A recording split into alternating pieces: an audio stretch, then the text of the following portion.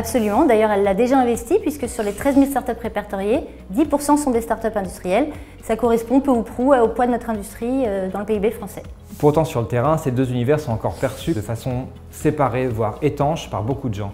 Et c'est une des raisons pour lesquelles les porteurs de startups industrielles ont beaucoup plus de mal que les porteurs de startups 100% numériques à accéder au financement. C'est la raison pour laquelle le plan d'investissement France 2030 qui a récemment été annoncé par le président de la République prévoit de débloquer 5 milliards d'euros sur 8 ans pour accompagner les deep tech et faire émerger jusqu'à 100 nouveaux sites industriels à horizon 2030.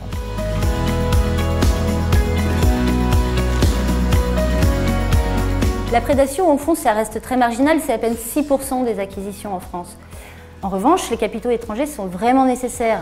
D'abord, ils permettent la survie des startups en France et ensuite la création d'emplois.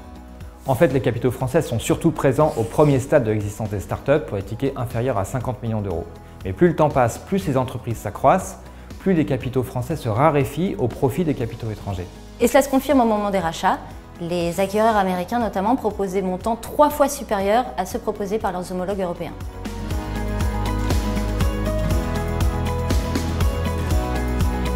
Il faut favoriser l'accès des startups aux capitaux. D'une part, en créant des fonds dédiés au late stage, c'est-à-dire spécialisés pour ces startups les plus mûres, les plus importantes. D'autre part, il faut renforcer l'attractivité des bourses européennes pour des startups qui sont en phase d'exit, c'est-à-dire d'entrée sur le marché boursier.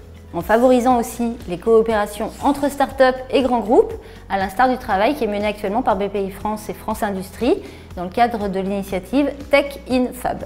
Enfin, il faut laisser faire les rachats étrangers de startups qui apportent des capitaux à l'écosystème et permettent de ce fait de créer des générations suivantes de startups encore plus ambitieuses que les précédentes.